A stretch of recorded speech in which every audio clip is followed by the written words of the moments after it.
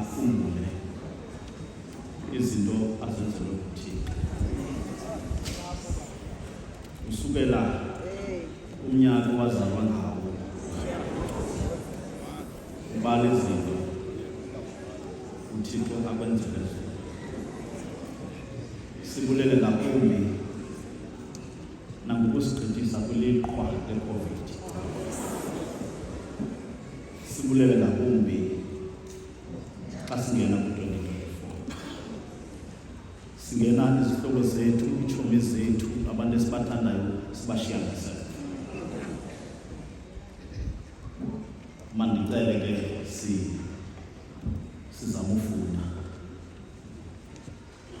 Niyayazi ngosuba nifunda nalaa mntu ninomntu okhubazekileyo abaphathi so funeka ndimane ndiyikhumbuza ndizama uyi-understand so ninganingqibeli.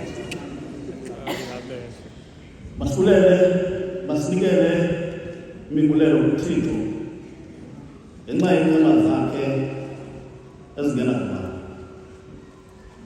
Thixo nguba wethu ongumthombo wako konke ukulunga, othe waba nobabalo ukuthi ungengawo lo mnyaka ophelileyo kuphela, kodwa kungayo yonke iminyaka yokuphila kwethu. Sinikela kuwe imibulelo ngenxa yobabalo, ngenxa yobukhulu bakho, ngenxa yobukhulu bothando lwakho ububonakalise imihla yethu wasizisa kweli xesha nakule ndawo. Usinikile ubomi nengqondo, wasibeka elizweni elibengezela ubuhle bakho. Usonwabisile ngezalamane nangezihlobo,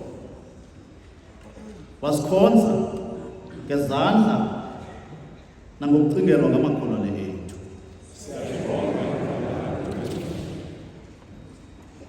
Umise Nkosi yam ezintliziyweni zethu iphambo lokulamela,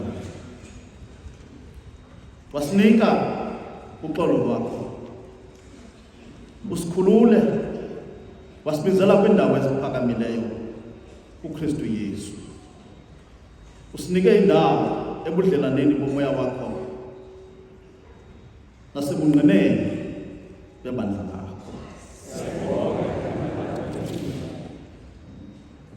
Ebumnyameni ubulukhanyiso kuthi,